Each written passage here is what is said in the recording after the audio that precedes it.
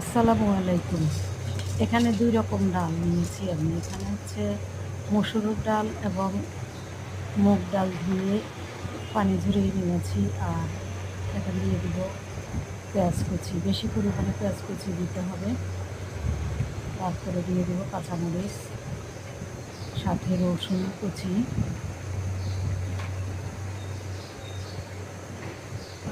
দিয়ে দিব সামান্য একটু আদা পেস্ট, সামান্য একটু রসুন পেস্ট। তারপরে আপনারা চাইলে কাঁচামরিচ আরও বেশি দিতে পারেন। আমি পরিমাণ মতো দিয়েছি, এখানে হলুদ দিয়েছি আর দিয়েছি হলো ধনিয়ার গুঁড়া।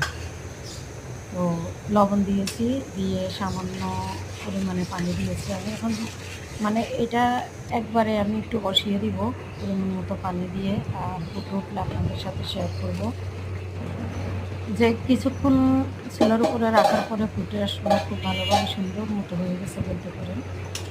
আর দেখেন ডালটা একটু দেখে নেন কতটা সুন্দর হয়েছে। এখনই মনে হয় যেন খাওয়া যাবে। মানে আমি কিন্তু সামান্য একটু তেলও দিয়েছি এখানে। তো একবার সব কিছু দিয়ে ডালটা বসিয়ে দিলাম, দেখতেই পেয়েছেন। আর এখন দিয়ে দিব কলমি শাক। আর কলমি শাকটা কেটে নিয়েছি একটু লম্বা লম্বা করে। এটা আমি আমার মতো করে কাটছি, আপনারা চাইলে আর একটু ছোটও করতে পারেন। তো এখন মিশিয়ে নিব ডালের সাথে। খুব সুন্দর একটা কালার হবে এবং খেতে খুব টেস্টি হবে। এই তরকারিটা খুবই মজার একটা রেসিপি। আমার তো সেই রকম মজা লাগে। উঠানের আগে আগে আর একটা কাজ করতে পারেন, কয়েকটা কাঁচামরিচ দিয়ে দিতে পারেন যারা ঝাল বেশি খান। তো এখন কি সুন্দর কালার হয়েছে। আর এখানে তেল বসিয়ে দিলাম, তেলের মধ্যে পেঁয়াজ কুচি, সাথে দুইটা লাল মরিচ দিয়েছি। আর এটাকে বেরেস্তা করে নিয়েছি গোটা জিরা দিয়ে।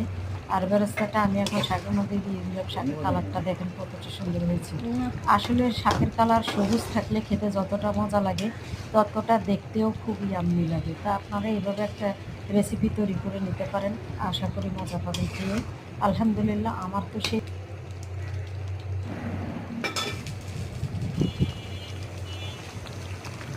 তো এখন একটুখানি ২-১ সেকেন্ডের জন্য আমি এখন রেখে দিব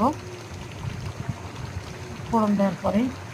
তো কেমন লাগলো ভিডিওটা অবশ্যই জানাবেন। আল্লাহ হাফিজ।